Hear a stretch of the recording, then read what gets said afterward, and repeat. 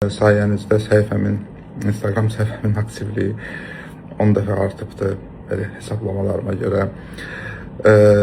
Hərə bir cür bu mövzudan xayıb tutdu, hərə bir cür kontent yaratdı, onlara da halal edirəm. Siz də necəsə çörək qazanmalısınız. Bunu ironiya ilə demirəm, tam səmimi deyirəm.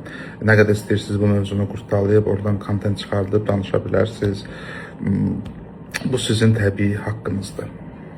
Reaksiyalardan danışmaq istəyirəm. Videoya kifayət qədər müxtəlif reaksiyalar gəldi.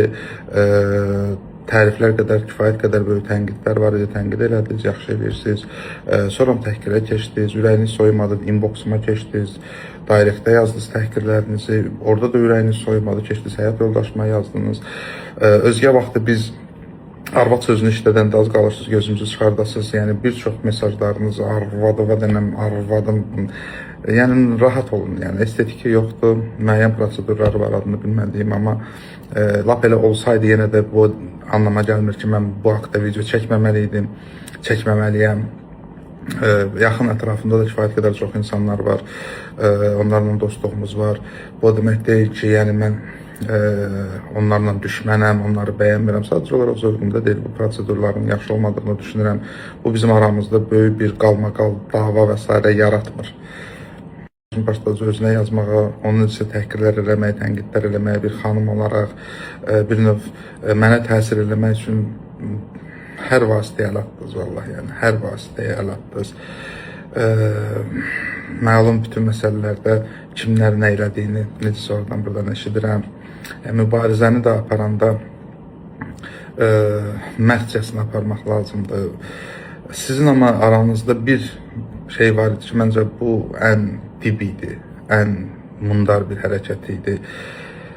13 yaşında, 11 yaşında olan qızımın şəklini həyat yoldaşıma atıb, qızımın da qulaqları şərpədi, onu da yəqin estetik elətdirərsiniz demək oldu. Yəni məncə mübarizəni bu qədər cılızlaşdırmaq, bu qədər alçaq bir yerə dartmaq, bu qədər mundar müstəviyə çıxartmaq çox aşağı bir hərəkətdir.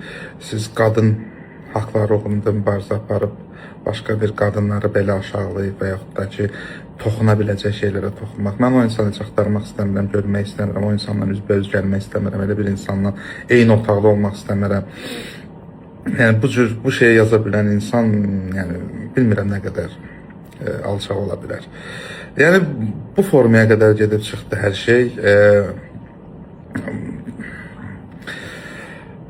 Adam hərdən, yəni mübarizə despot düşüncə formasıdır ki, yəni bu video bizim xoşumuza gəlmir, bu silinib, üzr istənməlidir, belə yox, yəni siz mənə bunu diktə eləyəcək adamlar deyilsiniz. Siz mənim nəyi silib, nəyi silməyəcəyimə qərar verən adamlar deyilsiniz. Ona görə mən videonun sırf səhifədə qalmasının tərəfdarı oldum. Çünki despot düşüncəni təhlükəli sayıram. Həqiqətləriniz mənim həqiqətlərim olmaya bilər. Həqiqətlərim deyil.